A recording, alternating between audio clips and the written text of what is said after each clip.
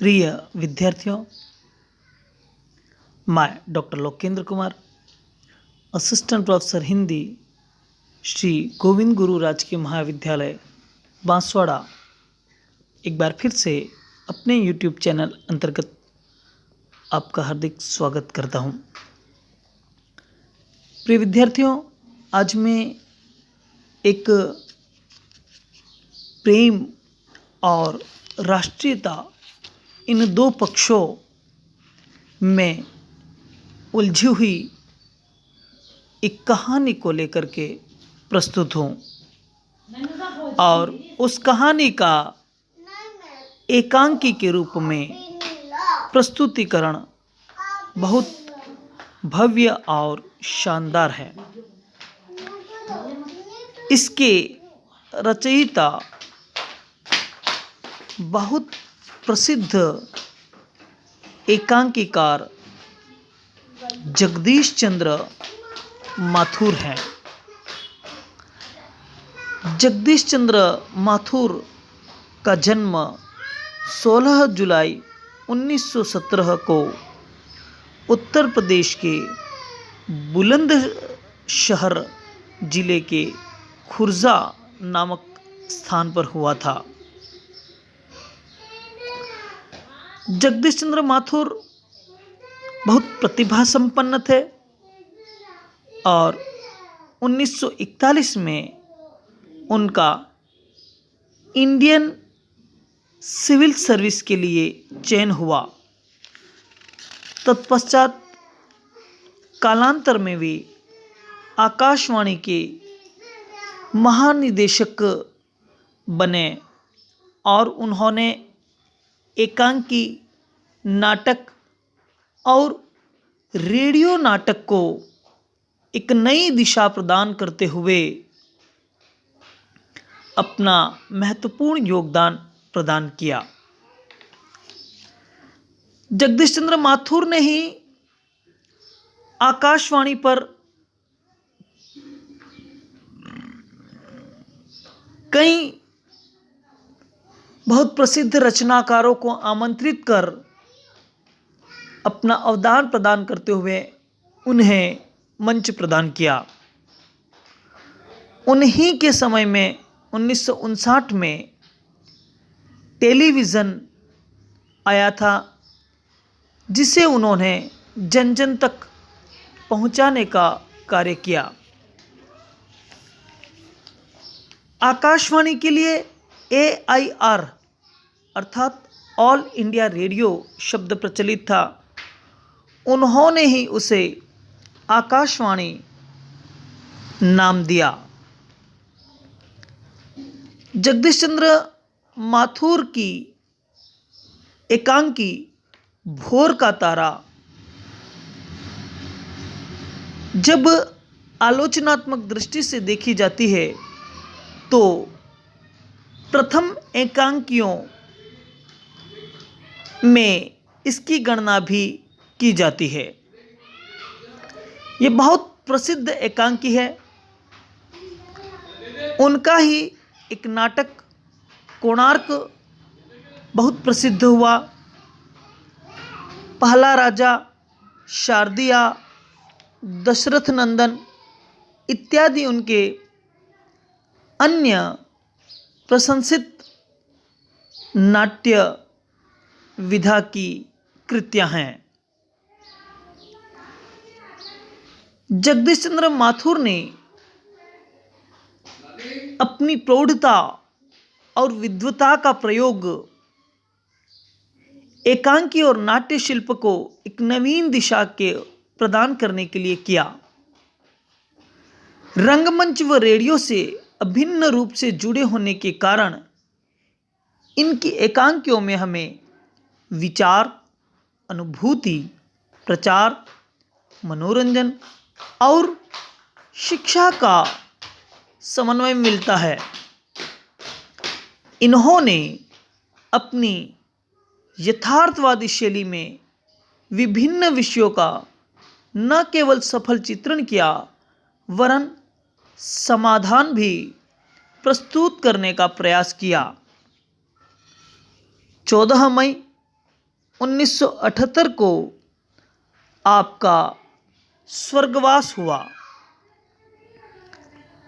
प्रिय विद्यार्थियों, जगदीश चंद्र की माथुर की यह जो एकांकी है भोर का तारा, इस एकांकी में आप देखेंगे कि इसमें दृश्यों का विधान नहीं है, लेकिन जब पर्दा गिरता है तो हम मान सकते हैं कि यहाँ पर दृश्य परिवर्तित हो रहा है।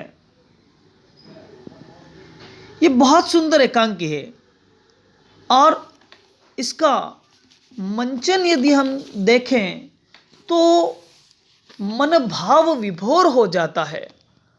जो राष्ट्रीयता का भाव इस एकांकी के माध्यम से उभरता है, वहाँ पर उदात्त प्रेम का किस प्रकार परित्याग किया जा सकता है, वह इस एकांकी में हम देखते हैं।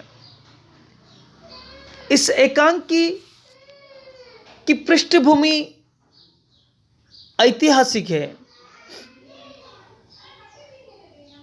प्रारंभ में जब एकांकी प्रारंभ होती है तो गुप्त साम्राज्य की राजधानी उज्जैनी का दृश्य हमारे सामने आता है। इसके प्रमुख पात्रों में शेखर मुख्य नायक प्रमुख पात्र हैं। वह उज्जैनी का एक कवि है। माधव जो कि शेखर के मित्र हैं, गुप्त साम्राज्य में एक राज्य कर्मचारी हैं। छाया इसकी नायिका है, जो पहले शेखर की प्रेयसी के रूप में है, बाद में उनसे विवाह संपन्न होता है। एक और छोटे पात्र हैं जिनकी चर्चा एकांकी के मध्य होती है। वे हैं देवदत्त, जो कि छाया के भाई हैं और उज्जैनी के राज दरबार में वह शोभा बढ़ाते हैं।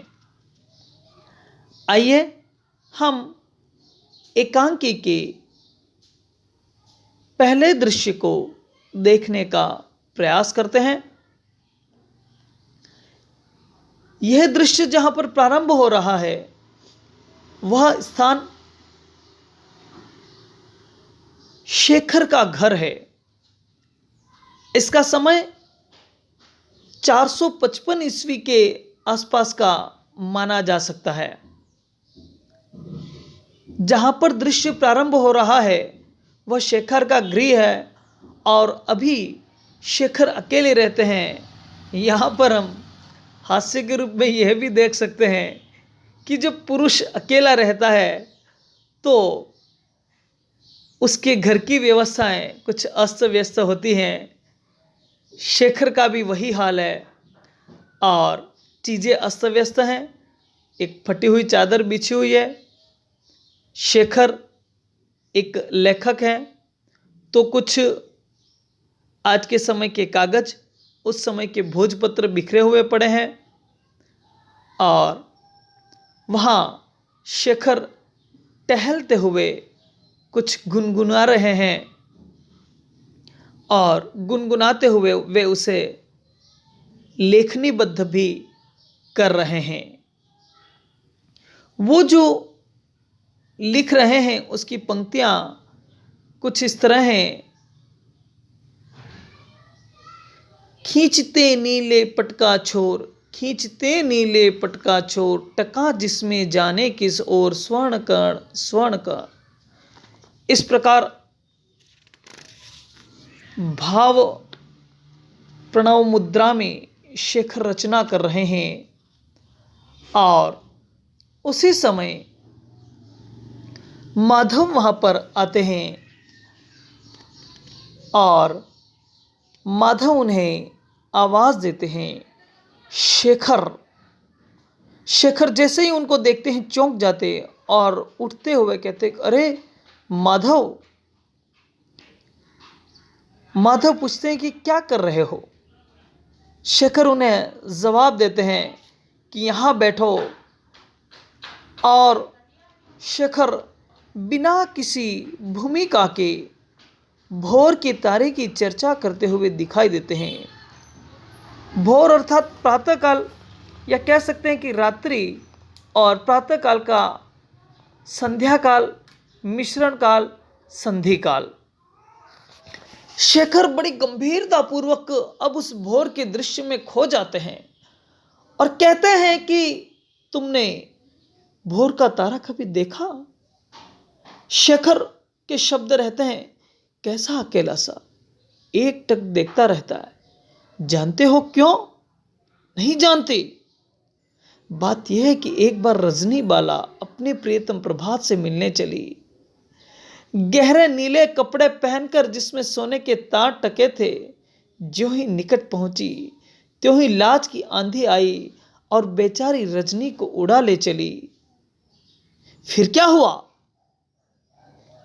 माधव वो तो कवि तो थे नहीं, उन्होंने अपना दिमाग चलाया और कहते हैं, फिर क्या हुआ, होने को क्या था।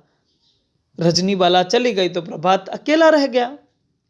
शेखर कहता है कि नहीं, उसने अपनी उंगलियां पसार कर उसके नीले पट का छोर खींच लिया। जानते हो, यह भोर का तारा है ना, उसी छीन में टका हुआ सोने का कण है। एक टक प्रियतम प्रभात को निहार रहा है। क्यों? अब माधव कहते हैं कि भाई तुम्हारी कल्पना बहुत ऊंची है और यह कल्पना थोड़ी सी मेरे लिए समझ से परे है। क्या तुम इसे लिख चुके हो? तो शेखर कहते हैं कि अभी तो और लिखूंगा, बैठा ही था कि तुम आ गए। माधव को हास्य सूझता और कहते हैं, और अब तुम्हें ध्यान हुआ कि तुम धरती पर ही बैठे हो, आकाश में नहीं। मुझे कोस तो नहीं रहे हो शेखर। शेखर कहते भोलेपन से, क्यों? माधव तुम्हारी और परियों और तारों की दुनिया में मनुष्यों की दुनिया में लेकर आ गए। शेखर कहता है कि यार तुम भी इस तरह बोलते हो कि मुझे कभी कभी तुम में भी कवि दिखाई देता है।